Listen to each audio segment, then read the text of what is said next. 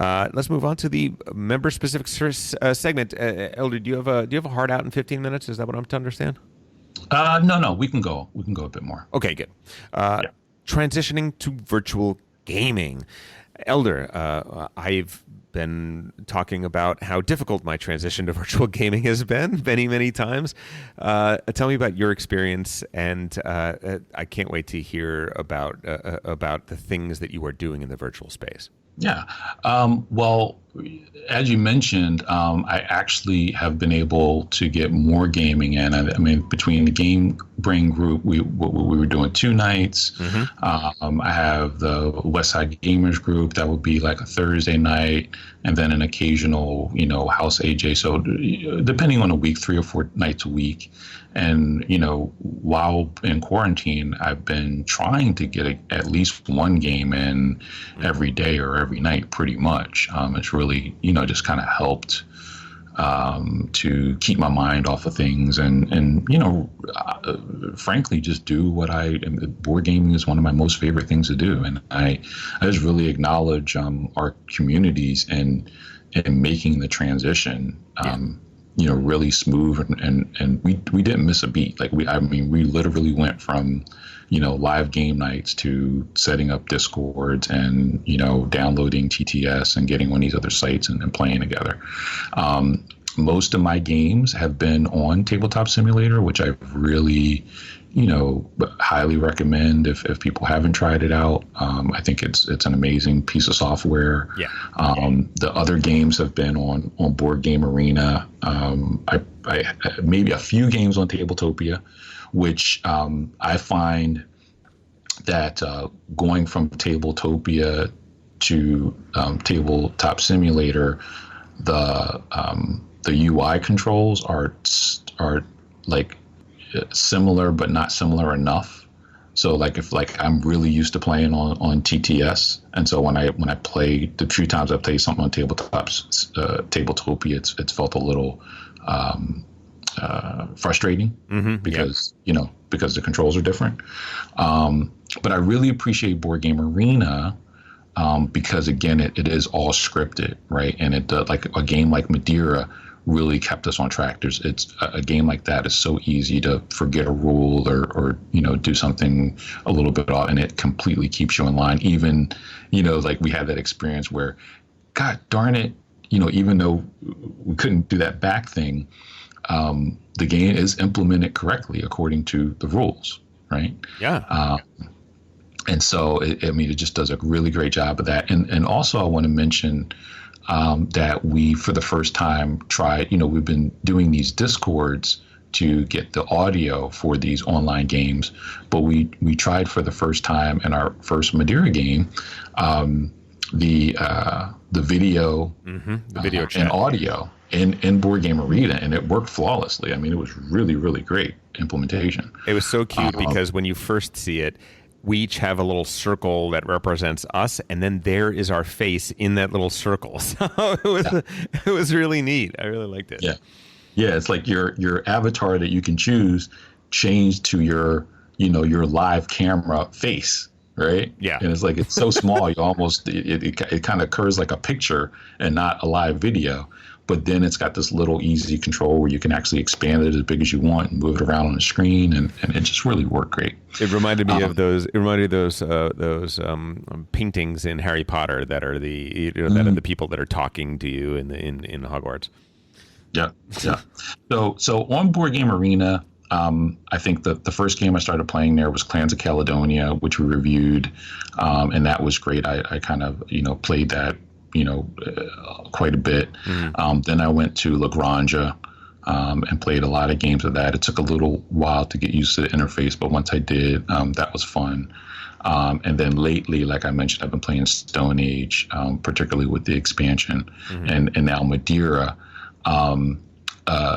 Out of all the games that are on Board Games Arena, these are kind of like the more medium heavyweight games that are on my favorites list. There's always a game of Stone Age going. There's always a game of Puerto Rico, which I played so much Puerto Rico. Like, you talk about a game that was really hot at the kind of very beginning when I really started getting into Euros. That was definitely one. And I have not brought myself to play a game of Puerto Rico on Board Game Arena. Maybe I will at some point, who knows, but it just hasn't really appealed to me to do so. Right. So yeah, the one of the benefits is that also on Board Game Arena is that you can burn through these games, where if you were playing live, these games to set up and everything would probably take on average another 30 minutes or so. Yeah. They play really, really fast. Especially if everybody's, just clicking and taking their turns. There's not the fiddliness that happens, which actually is part of the experience on Tabletop Simulator. Totally. But it makes these games go really quick. I'm not sure if you mentioned it, but Zolkin is also on Board Game Arena. Terra Mystica, Trois, Nippon.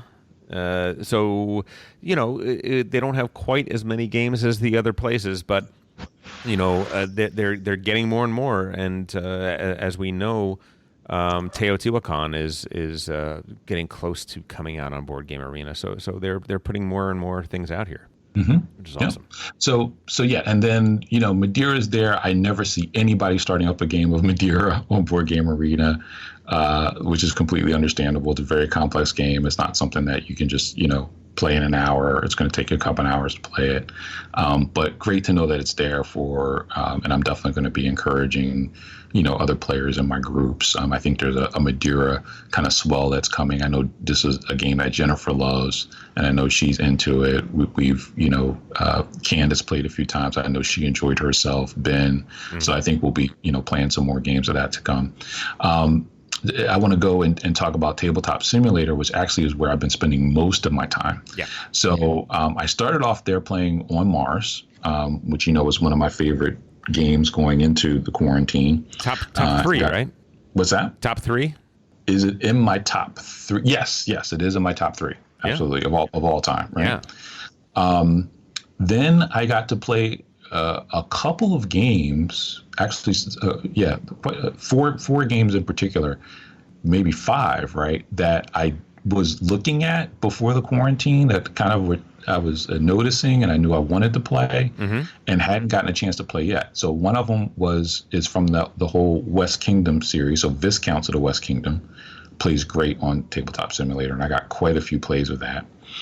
There was a game called Flotilla, which is a really interesting game. Yeah.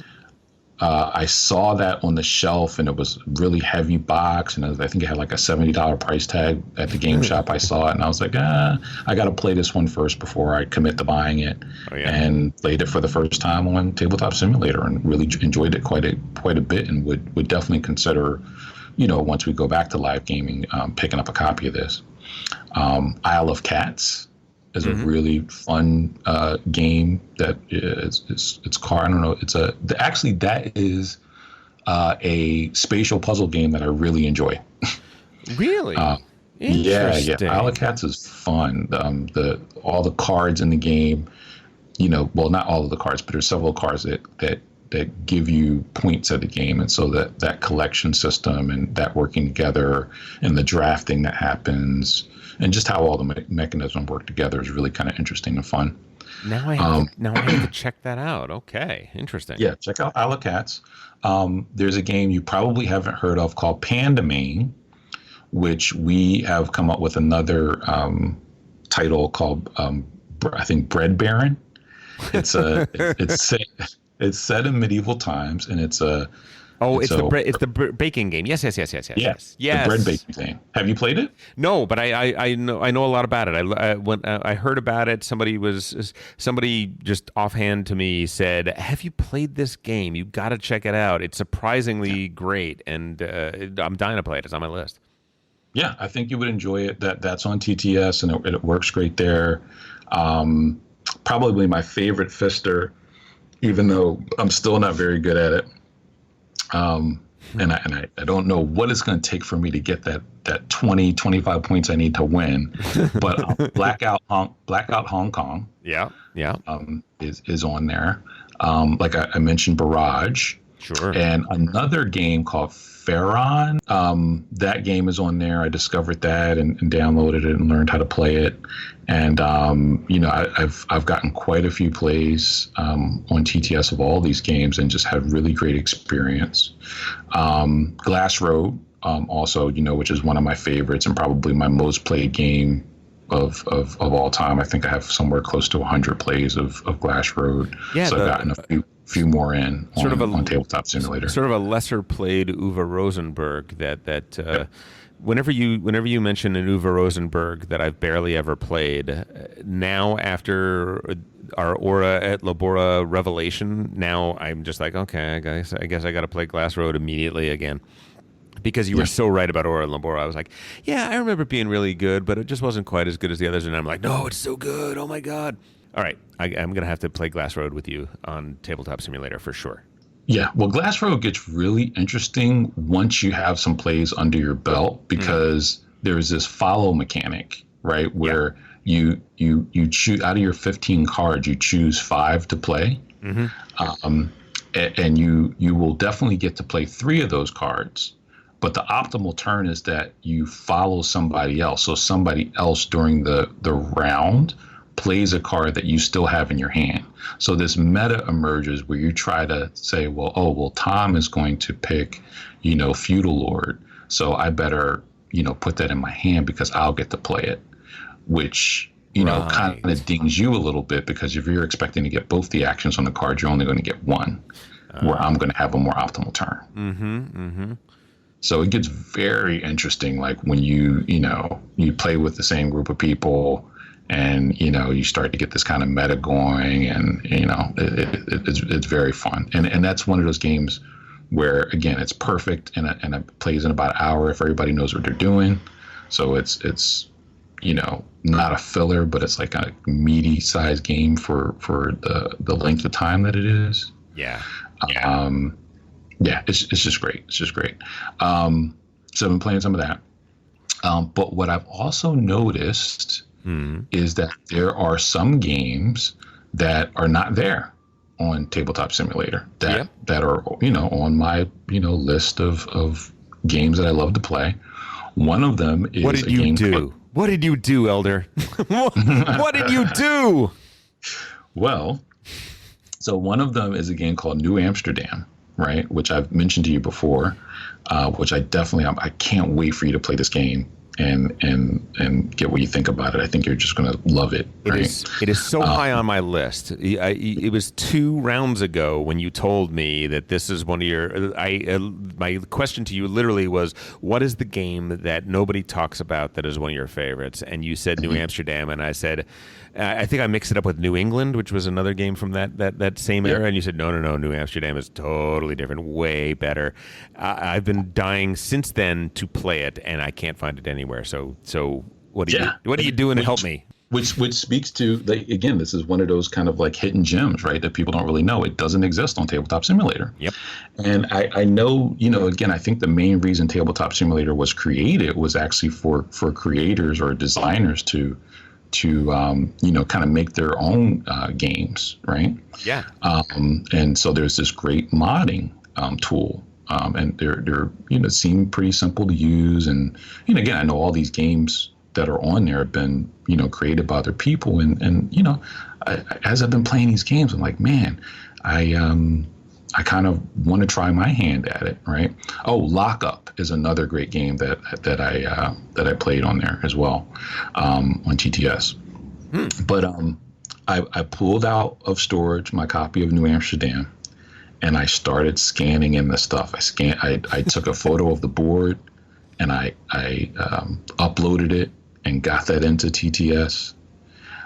Then I took one of the cards and I got that in there, and that was pretty simple.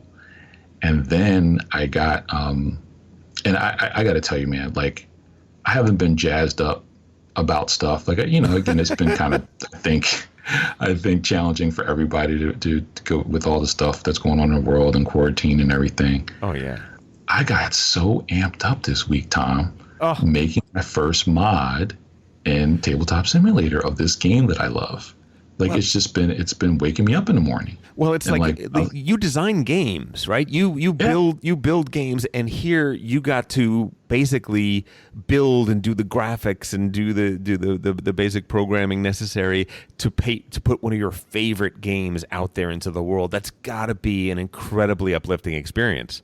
Yeah, it's amazing, right? And I mean, to the point where, so again, I've managed programs, and I've been a producer in video games, and so I've managed tons of production of 3D assets, but I've never been one. I've gotten on.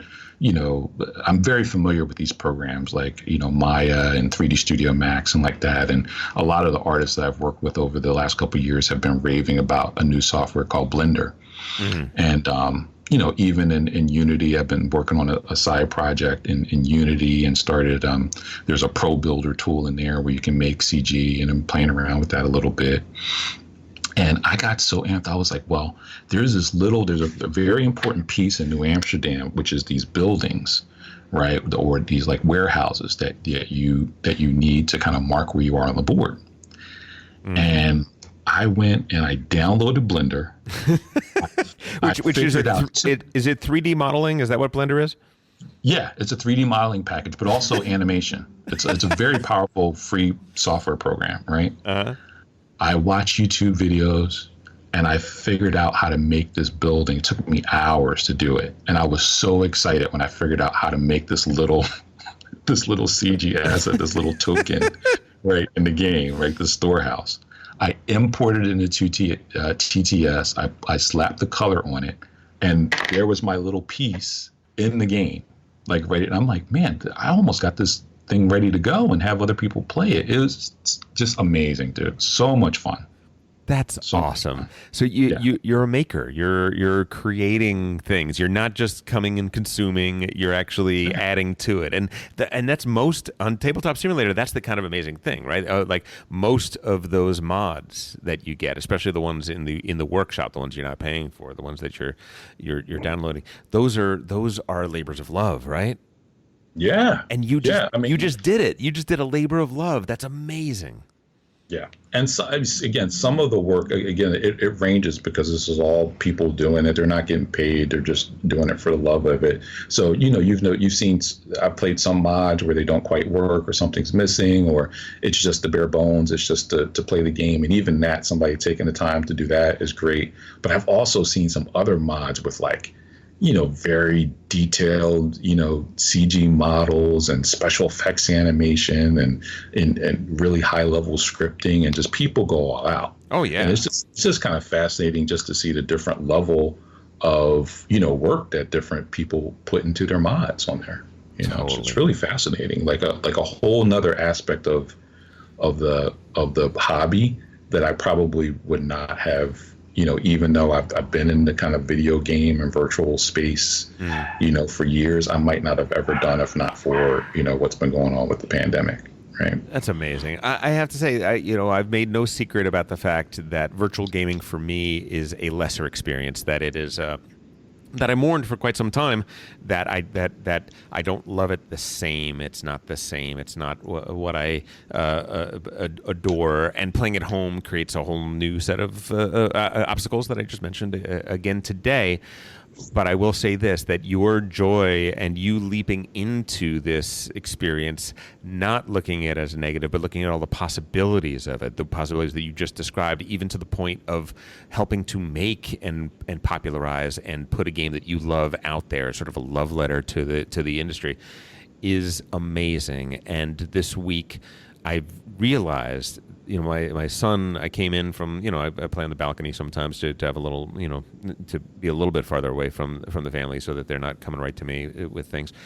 My son said, sounds like you had a really fun time out there. And I said, you know what? I did. And then I thought about it. And I'm like, every time I play with Elder online, I have a way better time. You are infectious. Like you have this, like you have this energy when you're virtual gaming that it's like we're still around the table. And I don't have that. And I'm feeding off of that. It is amazing.